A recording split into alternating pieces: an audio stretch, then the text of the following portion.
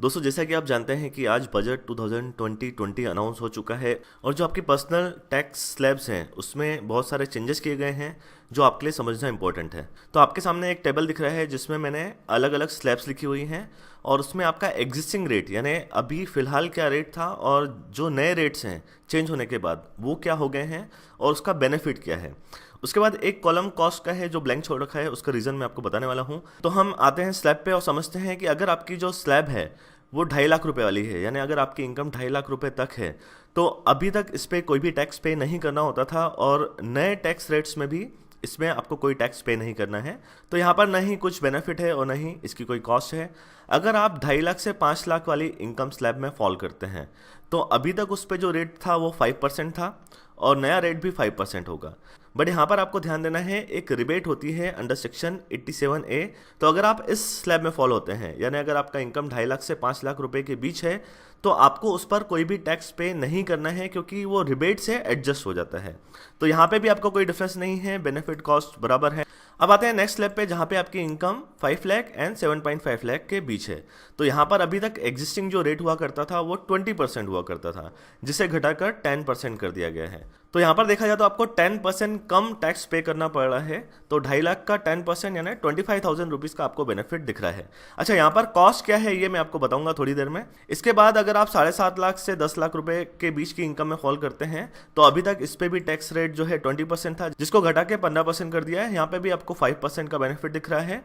तो 2.5 लाख का 5% यानी हो गया 12,500, 25,000 का ऊपर वाली स्लैब का बेनिफिट और 12,500 का यहाँ का, तो टोटल बेनिफिट यहाँ पे 37,500 दिख रहा है। उसके बाद अगर आपकी इनकम 10 लाख और 12.5 लाख के बीच है तो अभी तक जो टैक्स रेट थी वो थी 30% जिसे घटाकर 20% कर दिया है। यहाँ पर भी 10% का बेनिफिट दिख रहा है। तो जो 2.5 लाख हैं, 10 लाख और 12.5 लाख का डिफरेंस, इस पे 10% यानी 25,000 का बेनिफिट है और पुराना बेनिफिट मिला के ये हो गया 62,500 का बेनिफिट। इसी प्रकार से अगर आपकी इनकम 12.5 लाख से 15 लाख के बीच है तो अभी तक जो टैक्स रेट था वो था 30% और इसे घटाकर 25% कर दिया गया है। न्यू बजट में 5% का जो है बेनिफिट है। यहाँ पर अगेन जो 2.5 लाख डिफरेंस है 15 लाख और 12.5 लाख के बीच का, उस पर 5% होता है 12,500 और एग्जिस्टिंग बेनिफिट में अगर जोड़ दें तो आपका टोटल बेनिफिट हो गया यहाँ पर 75,000 का एनुअल। अगर आपकी इनकम 15 लाख या उससे ज़्यादा है तो पहले भी टैक्स रेट 30% थी, अभी भी टैक्स रेट 30% है। तो आपको जो टैक्स बेनिफिट हुआ वो 75,000 का कंटिन्यू रहेगा। यानी अगर आपकी इनकम 15 लाख या उससे ज़्यादा है तो आपके लिए जो टैक्स बेनिफिट है वो 75,000 चलता रहेगा। अब यहाँ पे सबसे इम्पोर्टेंट चीज़ ये है कि यहाँ पर ये जो स्कीम है ये ऑप्शनल है। तो आप बोलोगे कि सर अगर टैक्स रेट कम होती है तो हर कोई इस ऑप्शन को चूज़ करेगा, पर यहाँ पर एक छोटा सा कैच है। अगर आप ये नए टैक्स रेट अवेल करते हैं, इस ऑप्शन को चूज़ करते हैं, तो आपको अपनी काफ़ी सारी एग्जम्पशन और डिडक्शंस को वेव करना पड़ेगा। यानी आपके लिए डिडक्शंस और एग्जम्पशंस अवेलेबल नहीं होंगी।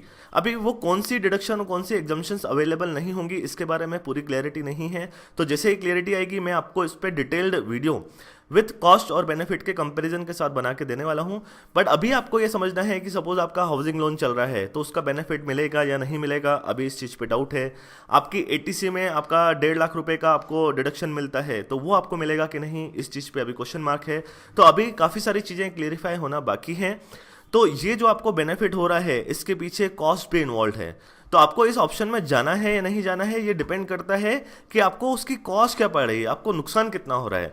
और अगर आपका बेनिफिट आपके नुकसान से ज़्यादा है तो आपको फिर ये नए टैक्स स्लैब का ऑप्शन चूज़ करना चाहिए, अदरवाइज इसे नहीं करना चाहिए। तो अभी तक क्योंकि मेरे पास इसके बारे में बहुत ज़्यादा क्लैरिटी नहीं है, अभी तक जो बजट में अनाउंस हुआ है वही मैं आपको बता पा रहा हूँ। और जैसे ही इस पर क्लैरिटी आएगी, बजट डॉक्यूमेंट आएगा, उस पर मैं आपको डिटेल्ड कैलकुलेशन के साथ एक कंप्लीट वीडियो बना के दूंगा जहाँ पे आपको मैं पूरा कॉस्ट और बेनिफिट का एनालिसिस करके बताऊंगा और आपको क्लियरली बताऊंगा कि आपका नेक्स्ट कोर्स ऑफ एक्शन क्या होना चाहिए, आपको ये ऑप्शन अवेल करना चाहिए या नहीं करना चाहिए।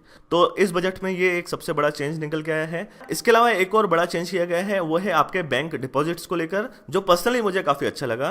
तो अभी तक क्या होता था कि आपका जो भी पैसा बैंक में डिपॉजिट होता है उसका जो इंश्योर्ड अमाउंट होता है वो ओनली 1 लाख होता है।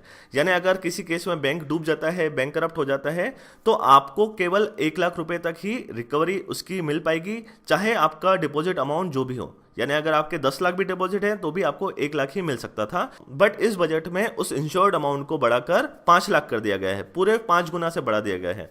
तो अगर आपका डिपॉजिट अगर 5 लाख रुपए तक भी है बैंक में और वो बैंक डूब जाता है, बैंकरप्ट हो जाता है, तो आपका 5 लाख रुपए तक का अमाउंट जो है वो सेफ रहने वाला है। तो दोस्तों आई होप कि आपको इस वीडियो से थोड़ा बहुत क्लियर हुआ होगा कि किस प्रकार के चेंज किए गए हैं टैक्स स्लैब में, और एक डिटेल वीडियो मैं आपको जल्दी से प्रोवाइड कर दूंगा। तो जैसे ही क्लियरिटी आएगी डिडक्शंस के बारे में कि कौन सी डिडक्शंस आपके लिए इस ऑप्शन में अवेलेबल होंगी या नहीं होंगी, तो उसका कॉस्ट बेनिफिट करके आपको एक क्लियर वीडियो मैं आपको बना के दूंगा, जिसमें आपको डिटेल में बताऊंगा कि आपका क्या बेनिफिट है और क्या कॉस्ट है और क्या आपको ये ऑप्शन सिलेक्ट करना है या नहीं करना है। तो इसी प्रकार के वीडियोस पाने के लिए चैनल को सब्सक्राइब जरूर करें। तो अभी के लिए बस इतना ही, जल्दी मुलाकात होगी एक और नए इंटरेस्टिंग और इन्फॉर्मेटिव वीडियो में। जय हिंद, धन्यवाद।